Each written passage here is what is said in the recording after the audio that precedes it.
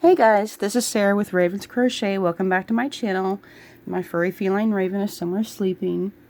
So I'm here to show you guys how to use this embellish knit loom thingamajig here. I bought this online from Amazon. I will leave a link in the description box below if you are interested. Some of these come with yarn, mine did not, but it has some ideas on the box on what you can use with the products that you get from making stuff with this. It's a manual machine and it comes with a weighted clip. You can do edging and applique, frog and fringe, knots and braids, handles and straps. I'm going to be using this for all kinds of different things. So I've already used this. I pretty much used this all day yesterday. Today is Tuesday that I'm recording this. It does come with this little pamphlet. It shows you how to do the Celtic stonework knot, and it tells you how to use the machine, of course, and it shows you how to do these here. Oh, excuse me, so sorry, I was drinking my raspberry tea. So this is really tricky to get started, but I did find a couple of videos on YouTube that were really helpful. I will leave one in the description box below, the one that helped me the most. And now I'm here to show you guys how to use it. Here are some cables that I've made. This is a acrylic yarn in a number 2 weight yarn, and this is a acrylic polyamide blend, super soft. It was just a piece of scrap yarn I had left, and this is just a test swatch. This would be really great for handles on bags, making those knots that you saw in the pictures. You can even crochet with this as a bulky super weight yarn. I think this would be like a super bulky 6 or maybe a 7. This one is Lion Branch Shawl in a Ball. This is what I had left over of that yarn. It's not super long, but again, this is just a test cable. It'll be great for a bag or something like that. You can make shoelaces with these. Maybe dip the ends in candle wax or something.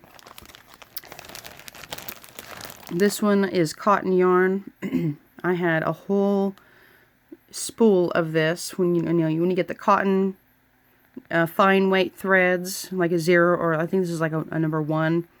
Yeah, this is a number 1. It came on those cardboard spools. I used the whole entire thing, but I could not, for the life of me, get this all in one strip. This is in like 6 pieces. I rolled up all together in a ball. 6 pieces. So if you're expecting to make something super long, don't hold your breath, because you might have a mistake. One of the loops might fall off. I've had where the loops would fall off of these things if you're going too fast. If you tilt this while you're going too fast, you will have some loops falling off, and then you'll have to start all over. And it's a little tricky to get this started. This is another acrylic yarn, but it's like more of like a shiny plastic acrylic. And this is a number 1 weight yarn, or a very, very thin number 2. And I used a whole little skein of this, and that's what I'll be showing you with. I have like a whole bunch of these from Ice Yarns. I don't really like working with it for blankets or shawls or anything. Just a little too scratchy, but these would make really, really great cables for handbags or making knots, shoelaces. I can crochet with this in a bulkier weight. This would be like a super bulky number 6. I can make maybe like some table mats with this or something. So I'm going to show you guys and that yarn and that white acrylic how to do this. I made one and a piece of cotton for Raven. She likes ribbons and thick ropes, so I made this for her out of some of the cotton yarn. One of the shorter pieces that broke off before I was ready to take it off, but it's about, I don't know, it's 1.5 feet or so long. And it's long enough where I can sit on the couch and I can toss it to her onto the floor, and I can still hang on to it and play with her.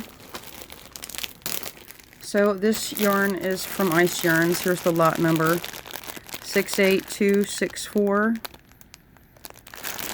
It is, I think they classify it as a number 2 weight, but it is a very, very thin 2 weight yarn.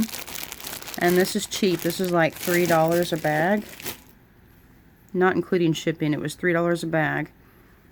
But it was the best yarn so far that I've used with this loom without the loops falling off the hooks and it breaking or anything like that.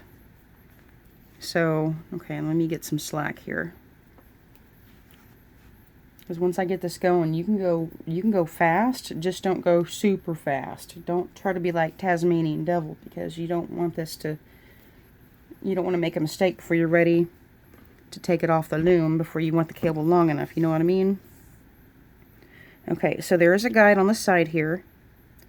We're going to gently crank the handle from towards you, up and over, back towards you. If you're left-handed, you can do it this way, but just turn it towards you this way. If you're left-handed, do it this way. Right-handed, I do it this way. Okay, so there's a guide here. You're going to take the end of your yarn, run it through your guide,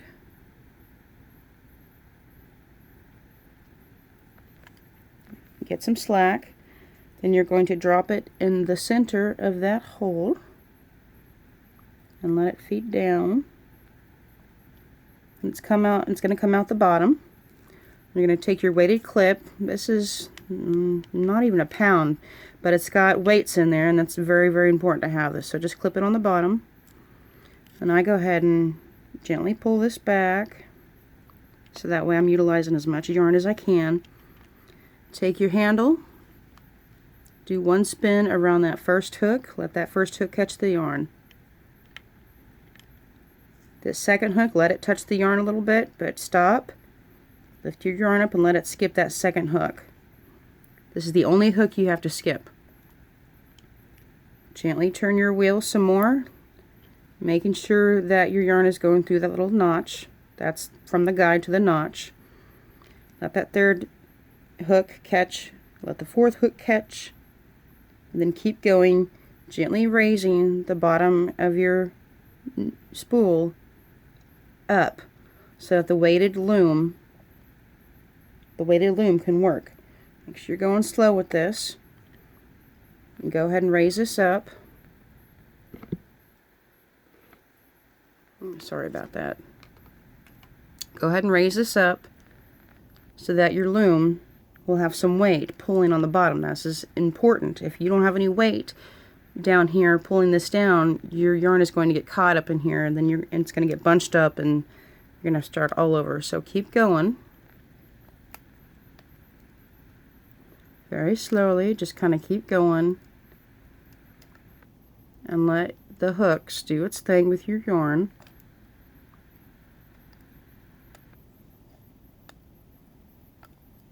And one by one, it'll start up. And there you go.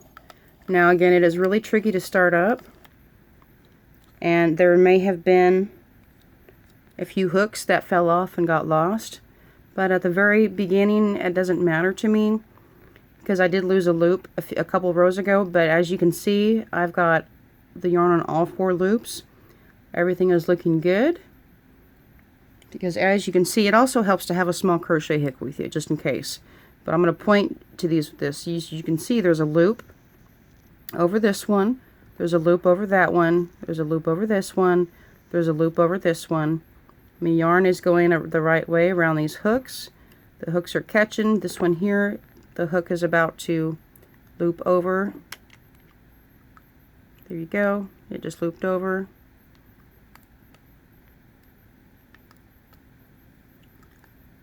And as long as you have weight hanging down at the bottom to pull your work down as you turn the handle, then you will not have any goof ups. Also, your yarn here from your guide, there should not be any tension on here. You're going to have mistakes if you have any tension.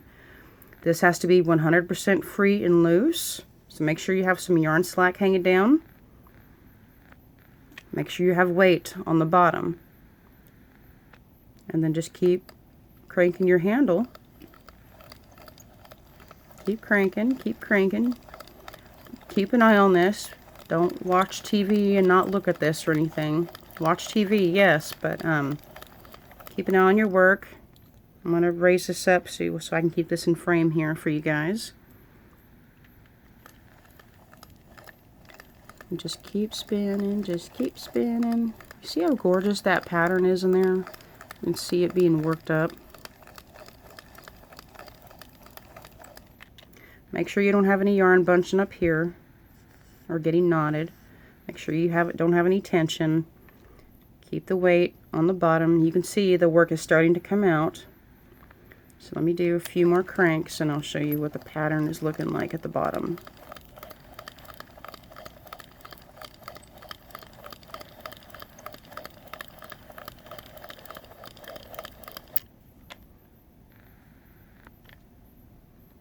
Okay, so this is what your yarn will look like when it comes out the bottom.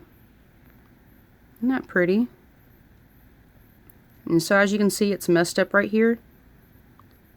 But I always just do a single knot. And I'll try to position the knot right over this area at the very end. So that way it's hidden, the mistake is hidden, and it knots off the work so nothing will come undone. And so you can always take your clip off, raise it up, and just clip it on like that. You can clip it on like this, however you want to do it. I just go in from the side and clip it on like that as I'm working, and then I just keep cranking the handle and keep going.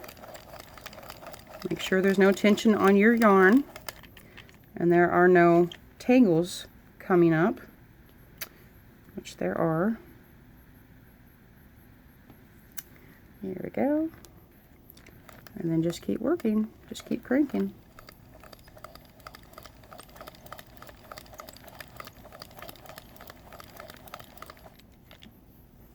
Now, say your cable is long enough, get you some scissors, or when you get to the end of your yarn, get you some scissors and cut. And then what I do is I keep the weight on. Let's raise it up so I can keep this in frame for you guys. Keep the weight at the bottom, and then I just keep cranking this all the way, and then it'll fall right out. Did you hear that little clunk on the table? It just kind of fell right out. Okay, so I'll show you guys what to do next. You need a darning needle if you don't have a crochet hook, but in case there is a mistake, if you have a loop that came off, you want to pull it back up. This is a 2.75 millimeter crochet hook. It's the smallest hook that I have, and I love how small it is because you can easily get in here to fix any goof ups if a loop comes off or something, or if you need to guide yarn somewhere or dig something out. And so what I do is you can thread this onto a darning needle and go through all 4 of these loops, or you can take your crochet hook and just go through all 4 of these loops. Trying to see what I'm doing through the viewfinder here. Go through all 4 of the loops.